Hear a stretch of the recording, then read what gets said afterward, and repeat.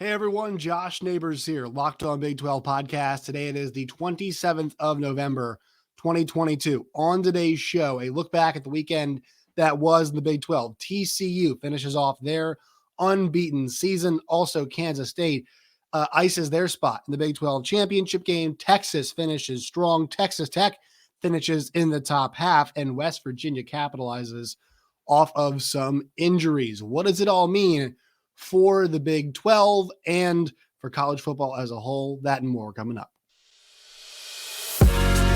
You are Locked On Big 12, your daily podcast on the Big 12 Conference, part of the Locked On Podcast Network, your team every day. Once again, Josh Neighbors here, Locked On Big 12 podcast. Make sure you guys follow us on Twitter at LO Big 12. You guys can find me at Josh Neighbors _. Please subscribe to the channel. We just hit 2,700 over the course of the weekend, the Thanksgiving break. So please help us out. Keep that going. Appreciate you guys. Comment on the videos. Give us your thoughts. Like the videos as well. This was a Saturday in the Big 12, defined by what did not happen, right? You look across the landscape of college football. Obviously, we knew that the reverberations of the Big Ten clash between Michigan and Ohio State would be felt, and Michigan wins it once again by hitting a series of explosive passing plays and explosive running plays to get themselves into the Big Ten championship and looks like into the college football playoff. You had Oregon, who seemed like maybe the best matchup for a USC. Well, they blew a 21-point lead, and now they will not be playing USC. And also think about everything else that happened. I mean, 11-2 Oregon was probably still in this fight, potentially to be in the college football playoff. We will see, how the rankings shake out. But that felt like the way it was going. Clemson, they lose South Carolina and Spencer Rattler, and that looked horrible and really bad. DJ Uiagalelei really struggling in that game. LSU loses to Texas A&M on the road. That was a game that I'd like to say I called that. I saw that one coming. A&M just kind of felt like they're gonna have one, and then that was their game of the year, and they pull that one out. And you look across the Big 12, that didn't happen. Everything kind of set up the way it was supposed to. And I have to say, you look ahead to next week's conference championship games.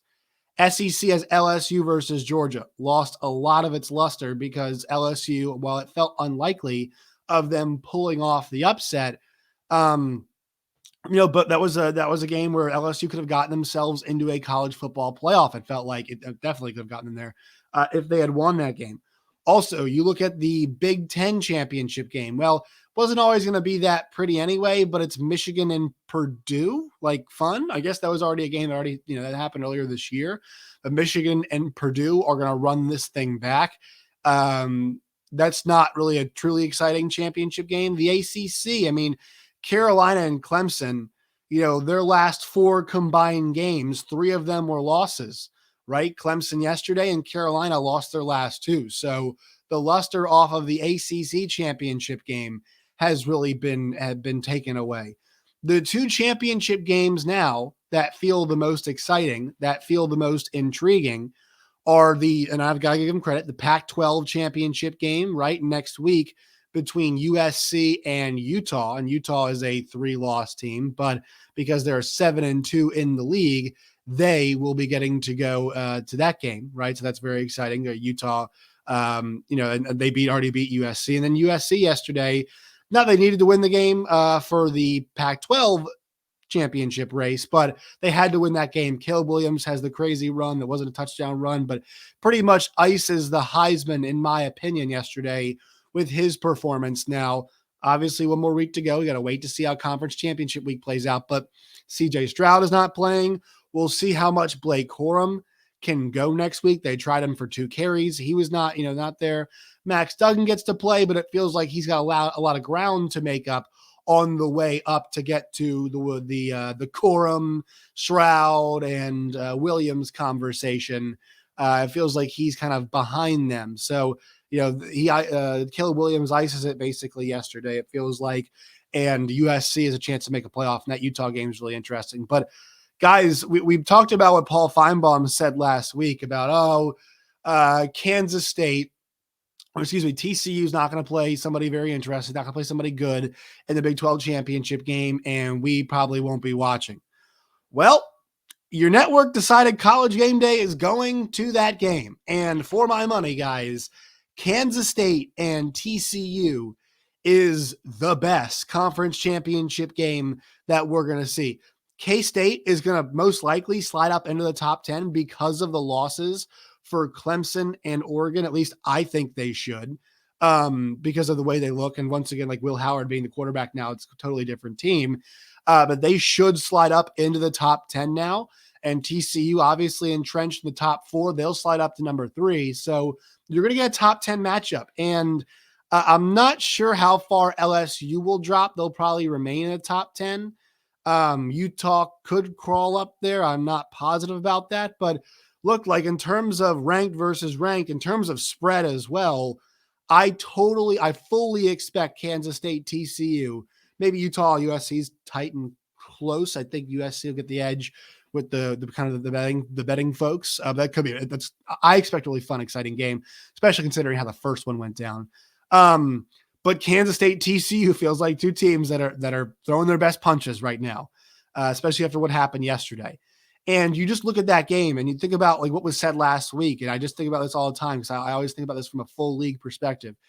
TCU and Kansas State, two teams that are not traditional blue bloods, that are, going to be in the new Big 12, that are going to be playing for the Big 12 championship. This is back-to-back seasons now where a non-Oklahoma, non-Texas teams are in the Big 12 championship game. That means our Big 12 champion is going to be a it's going to be a new Big 12 team when the new Big 12 comes around. And that's huge for the league. And the fact that it's got so many implications on the line, man, if TCU or if Kansas State had squeaked out one more win on that ledger, on that schedule, guys, they'd probably be playing for a college ball playoff spot. It's funny enough. I actually saw this earlier today when I was scrolling Twitter before I started the show today. From 538, Max Olson kind of crunching the numbers. He basically did it with 538. They do the statistics over there. And, kind of doing some looking ahead. If Michigan wins their conference and makes the playoff, they're in. If Georgia wins the conference and makes the playoff, they're in. If TCU does not win and Kansas State wins, so let's just say Kansas State wins and USC loses, the playoff predictor on 538 gives Kansas State a 52% chance to make the college football playoff. So that's really interesting. They would need obviously the USC loss to happen and take care of business in their game, but I think it's a pretty fascinating idea for a 3-loss 10-3 Kansas State team. Do I think they'd make it? No, I don't. But it'd be interesting to see which teams would get in at that point. I'd assume that a 12-1 TCU would get in, but we can't presume anything with these people. But it's a very interesting conversation to have. Maybe we have that one later on in the week. I'd like to explore that and kind of get into that further to see if that's a possibility. I doubt it, but this year has been so weird and so strange. So before we get into the games, guys, let's take a look at where the rankings, or the standings rather, have shaken out at this point. This is your final standings, and we're going to dive deep into this as the week rolls on, and obviously as the coming months roll on once we hit the off season too. TCU at number 1, 9-0, 12-0. We'll get to them in a second. Kansas State 7-2, 9-3 overall. They're in second place. The Longhorns of Texas 6-3, 8-4 overall. They are in third place. Then at 5-4, Texas Tech, a top half finish for Joey McGuire, 7-5 overall. Oklahoma State was in fifth, 7-5 overall for them, 4-5 in the league. Baylor was the same, 4-5, 6-6 overall. Oklahoma State gets the advantage because they won the head-to-head. OU at 3-6 is next, 6-6 overall. Kansas finishes in eighth. They are 6-6 overall, 3-6 in the league. West Virginia goes 3-6 as well, 5-7 overall. And Iowa State, they're 1-8. They were 4-8 overall. So a lot to get into, a lot to unpack there. And we'll go through some of that as we get into these games. But first up, as we usually do, it's the TCU Horned Frogs, 12-0. Their season finishes. They were just like 9.5 point, 10 point favorites that we saw coming into this game. And guys, I think the bad taste in their mouths from last year's Iowa State TCU game was very apparent. Iowa State took out some frustrations of a rough year on TCU 1 year ago in this game. TCU repaid the favor 62-0. They got off to a 24-0 lead. They scored 20 plus points in the first and the third quarters. Max Duggan was really solid, 17 for 24, 212, 3 TDs on the day through the air. Did not need him to run very much either. Defense got a couple scores, pillar to post. They were the better team. And I have to say this, guys, like, Steven Simcox, the host of Locked on Horned Frogs, mentioned this. They've played a lot of nail biters, and for them to go out there and kind of beat the drum like this probably felt really good. But you look at Iowa State's, what Iowa State has done in league: 7-point loss, 3-point loss, 1-point loss, 3-point loss, 14-point loss against OU. Though that thing was pretty close late. 17-point win, 6-point loss, 4-point loss, and then they get drubbed here, a 48-point loss. Iowa State has not gotten beat like that this year, guys. That is not the book on the Clones. Also, they were undefeated in non-conference play. And TCU took them behind the woodshed. Now you might say, hey, what is Iowa State playing for? Well, the chance to play spoiler, right? I mean, that's there for you. Now, I know that 14-10 loss was probably pretty demoralizing, as was a 20-14 loss to Oklahoma State. So many opportunities for them to turn one-score games this year. And look, I think this Iowa State team is really not very good. That's been my honest assessment, as the season's kind of rolled along. And, the fact they were pretty close in some of these games, I thought was a testament to how good John Haycock's 3-3-5 defense has been this season. But that team has not gotten beaten like that this year. And TCU and Sonny Dykes, they came out and they made a statement, right? And a day where a lot of teams were wobbly and shaky against whoever it was they were playing, TCU went up against a great defense and they smoked them. They smoked them from the start. Want to mention this too. We won't spend too long on TCU because it's a pretty easy win. We'll talk more about them this week. TCU has accomplished something I think is very important. In year one, under Sonny Dykes, they made a change. They made the change from GP to Sonny Dykes. TCU can say that they have beaten every single team on their schedule, regardless of what happens next week. Even if Kansas State beats them by 70, and I don't think that will happen, but if that were the case, TCU can say they have beaten everybody on their schedule. That is a great accomplishment for a group of players that is largely the same from a group of players. It's the same group of players that went 5-7 last year. They beat everyone on their schedule. It's been a magical run for them, considering how it kind of came together. But it's been a run where you watch it and you understand why, because this team does not panic. They've got grown men on the team.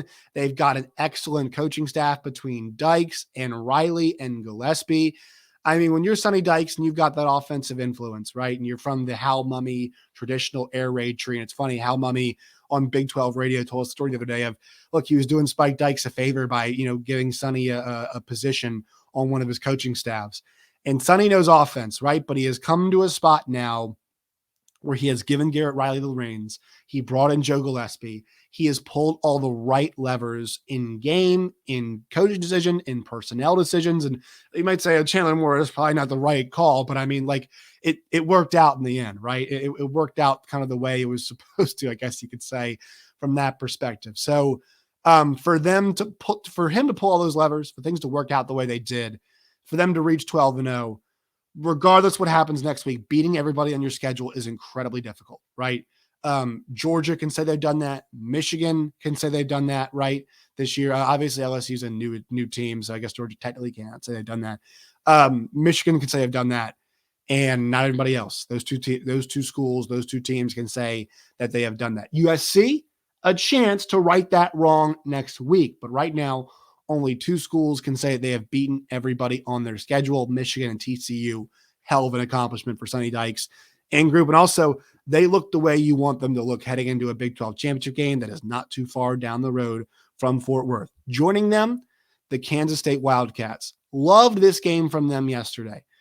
Kansas made plenty of mistakes, and credit Kansas State here because they made sure that Kansas paid for them. 47-27 final in a game where it was within touching distance, right? We had the you had the touchdown from Jalen Daniels late, and then the 2-point conversion where Jason Bean has to come in because Daniels is hurt. Throws a pretty good ball, and then it gets dropped, and so they can't, cut into that lead even further.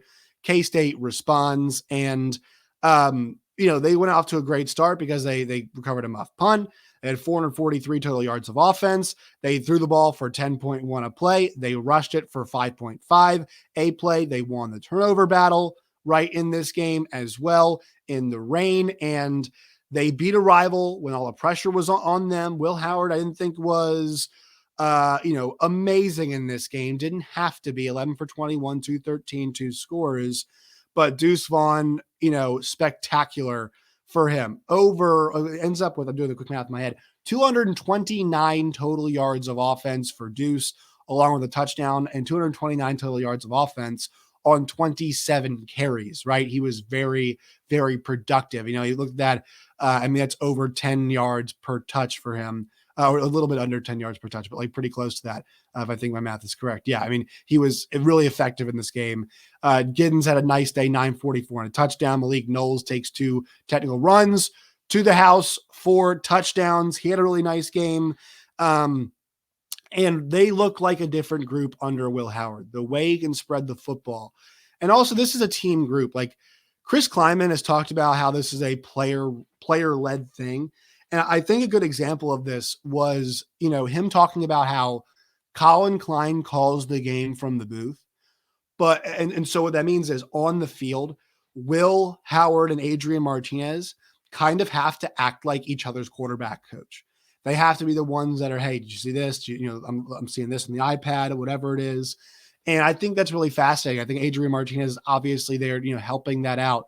I know he's injured right now, and this team looks better under Will Howard, but the best thing he can do is keep going. And this is a mature team that's got a lot of, guys who know what they're doing. Also, a lot of guys coming back too, but a lot of mature, good players and a lot of players who are going to have some decisions to make this offseason about what their future will hold. But I think it's pretty exciting to have a guy like Will Howard, and it makes this offense more explosive.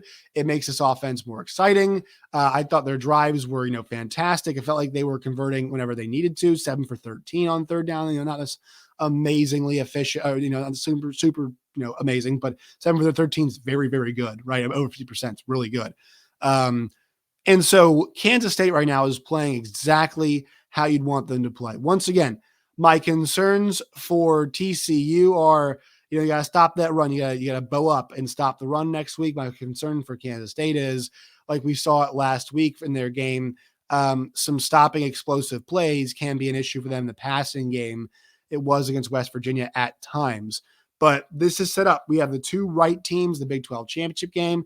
Despite what Kansas State has gone through this year with some setbacks, they've always rebounded really well. And I think Chris Kleiman's done a great job. So, a chance to win 10 games. And I think some Kansas State fans feel like they left some meat on the bone this year.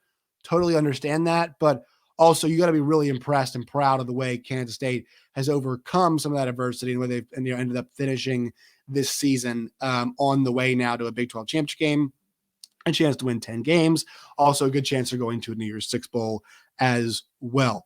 All right. Texas finishes strong.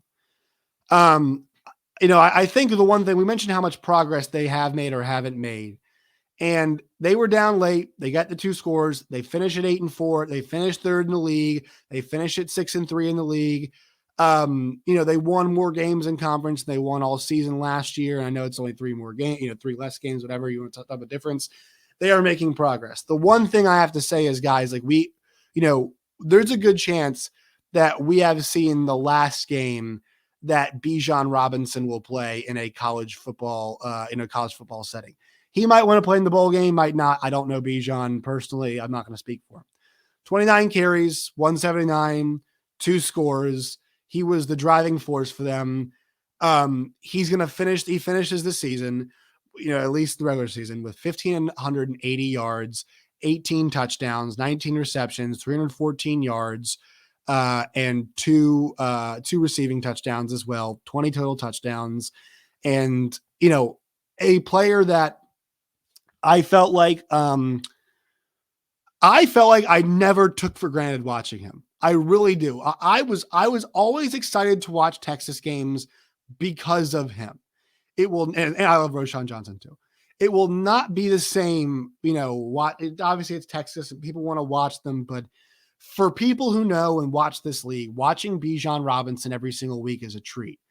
And for this team to have the questions at quarterback, and they've been big questions. They have definitely been big questions. Even as the season's persisted, it's got even bigger, right? And quarterback for the future for them is going to be a hot topic of debate as we go into the offseason, right? And I think Quinn Ewers is going to benefit from these bowl practices a whole lot. But there's a kid named Arch Manning coming in. There's a kid named Malik Murphy who's obviously in the background there. And Hudson Card, we'll see what his future holds. So there is a big conversation about who is going to be taking the snaps. But for the offensive line and for Bijan Robinson and Roshan Johnson to offset that and to play as well as they did and to finish this thing off the way that they did is very, very impressive. It speaks to how good of good players they are, how consistent they are, that they, and those two guys in particular, the ones who scored the last couple touchdowns, they finished this thing off for Texas. 8-4 is an improvement on 5-7. They have a chance to win 9 games in the bowl game. 9 is a step to 10. 10 is a step to 11, 11 step to 12, and so on and so forth, right? They have flipped this thing. They have made progress. They have made it 3 games progress in the opposite direction. They reached a bowl, which they didn't do last year, above 500 record in conference. They were finished in 3rd place, top half of the league. All of those are improvements. They are not maybe the improvements everybody wanted to see, but they are improvements. On the other side, Blake Shapen, guys, is it time to have a conversation about, hey, I think Drake Toll, host Locked On Baylor, kind of put it well. This thing's got to be an open competition probably as we head into the offseason, right? Shapen just not good enough. And the offense as a whole not good enough, and maybe they're growing together, and it's his first year as a starter, and I'm a huge advocate for that. But the Gary Bohannon part of this is like he gave them that rushing element. They don't have that now. And do they need that now? I think is something that we have to kind of ask ourselves, especially the way they run the offense. Like having a running quarterback can help sometimes with some of the wide zone stuff that they do. So that's something we got to talk about there moving forward for Baylor. Texas Tech finishing in the top half. Man, I was wrong about Tech. I was a couple games off. They beat Oklahoma in what can only be described as an old school back and forth showdown, the Big 12 shootout. 51-48 the final. And I want to say this, and I talked about this in a different context earlier this week. Like Auburn is down this year, and I went to go see my alma mater, Mizzou, play Auburn. And even though Auburn's down, Missouri, if they had beaten Auburn on the road at Auburn, is still important because of what it signifies, right? Can you as a team go and beat the big power, a power in your league when they're down on the road? It would have been big. Joey McGuire, same kind of concept here. First-year head coach, Joey McGuire. I know it's down Oklahoma, but can you get to 7 wins? Can you finish top half in the league with a win over the outgoing Oklahoma Sooners? Can you do that? Can you beat OU in Texas for the first time in the same season? I believe the graphic said in program history. They did that. I don't care about what their records are. I don't care that OU is now 6-6. I don't care that Texas is now 8-4. I don't care about that. I care about the significance.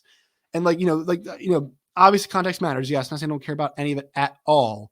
But the fact that they pulled off both of those wins, that's big for recruiting. That's big for a program trajectory. It's big for where you finish in the league. It's big for setting a standard. 7-5 is where Texas Tech wants to be at the minimum every year. 7-5, 6-6. They want to be going to bowl games every single season. They, like Baylor, like Kansas State, like TCU, like Iowa State, like Oklahoma State, they want to be a team that goes, 7-5, 8-4, 6-6, 7-5. And then, hey, we got an old group of experienced guys who have been around for a while, and then we can make that climb. Think about how much we've discussed the ups and not ups and downs in a bad way, but the parity of this league. We discussed it, why Fox signed on again with the Big 12, right? The fact that it's so exciting, the amount of parity that we get in this league. And think about the last 3 seasons, guys. The teams that have played in the Big 12 championship, COVID year, Oklahoma, Iowa State, 2021, Baylor, Oklahoma State, 2022, Kansas State, TCU. 6 different teams have played in the Big 12 championship the last 3 years, and 5 of those teams are new Big 12 teams. Texas Tech wants to be like everybody else. They're in Texas. There's no reason they can't be like everybody else, is kind of the motto for Joey McGuire. And this game was bonkers. It was a lot of fun. It came down to, like a lot of these games do, special teams, and Texas Tech, they make their kick. Oklahoma does not. Dylan Gabriel, fantastic. Eric Gray, fantastic. Tyler Shuck, awesome, fun to watch. A game that featured, doing the math now, 1,271 yards of total offense in this game. Rock'em sock'em robots, but the team that wins the turnover battle, Texas Tech, is the one that gets the job done. They forced 2. Oklahoma, in this game, I'm double checking that really fast. Tyler Shuck throws the interception. They not win the turnover battle. But the special teams kind of balance that out. Sorry, I missed that part there in the end. The special teams kind of balance that out in this game. Back and forth, goes to overtime. OU missed the kick. Texas Tech sets themselves up. They don't miss the kick. Good night, Irene. Texas Tech finishes top half. Great progress. West Virginia capitalizes. And this is interesting, guys. They end up beating Oklahoma State 24-19. And this was one of those games where, the energy from Oklahoma State just felt like it was lacking. No Spencer Sanders. And they were able to capitalize off that. Garrett Green did not have a great game throwing the football. But on the ground, Jalen Anderson, the freshman, has a fantastic game where he goes for 15 carries, 155, 2 scores. Garrett Green adds one on the ground as well. And the weird thing about this game was after the game, Mike Gundy made some comments, and I'll read these to you guys now. I sent these out to some guys that work with over Big 12 Radio. Mike Gundy on if he has had conversations in the coming days, if he will have conversations in the coming days with players on their decision to return or not. Quote, no, I don't have those conversations.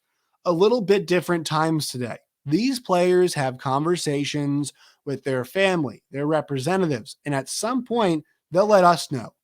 3 weeks from now, probably, I don't get involved in those conversations. And then he commented on why he does not get involved. I mean, what am I going to say? It's their future. It's their career. They'll have a representative. They'll have family members that'll have thoughts on what they want to do. The head coach is really not a factor in that. Cody Nagel, who covers Oklahoma State, commented, he said, I don't understand this at all. Marshall Scott, who got this, he kind of put this out there. I find these comments to be very off-putting. I praised Mike Gundy a number of weeks ago saying Oklahoma State and what he has built is the standard. And look, they might win their bowl game. They might be on their way to 8 wins this year. But this team was so different without Spencer Sanders. And he's a really exciting player. He had a great season. And I know there's rumblings about him in the transfer portal. That can't be the case. A school like Oklahoma State needs to be able to build up some depth at that position. A lot of other schools have that are at their level, and even some that are lower. Texas Tech, I wouldn't even say that they're not at Oklahoma State level right now in terms of overall, and they have not built that depth at quarterback that Texas Tech has. Oklahoma State needs to build that depth at a bunch of different positions. Now, it wouldn't have helped them this year with much the number of injuries that they had, but I find these comments too about player management and talking to players and having guys part of the program, part of the team, etc. I find these comments very off-putting, and I really question why Mike Gundy made them. It's not a good look, I don't think. The head coach should be a part of that conversation, wanting to go and playing for a guy. That needs to be a part of the conversation. You should be a part of it. So I'm a little off put by Mike Gundy. And look, I thought that was a reason why GP had to go, because managing players aspect, and this has come across college basketball too, right? Roy Williams, Coach K, Jay Wright, all of these guys stepping down. Times are changing. Managing players has become tougher, and certain guys are cut out for that. certain guys like GP and I think even Urban Meyer to some extent are not cut out for maybe dealing with players now. Urban Meyer, we don't know, but like dealing with guys, dealing with kids, some of these guys are not cut out for it as things change. Mike Gundy's not that old, but this is kind of an old man take, like, they'll meet with their reps or family members or whoever, and I've got nothing to do with it. And times have changed, saying times have changed. It's not a good look. Not a good look. For West Virginia, Neil Brown, a lot of questions about his future. It sounds like he might get one more year. Sounds like West Virginia does not want to fork up the cash. And that would be a really kind of weird thing if that did happen. 5-7, very close to 6-6. Thought some of the games were mismanaged. I mean, if they have the money, make a change. I guess if you don't, you can't make a change, right? So there's that. All right, that will do it for today's show. Make sure you follow us on Twitter at LOBig12. You guys can find me at JoshNeighbors_. Please subscribe to the channel, leave a comment, thumbs up, all of those things. Till next time, my friends, as always, stay safe.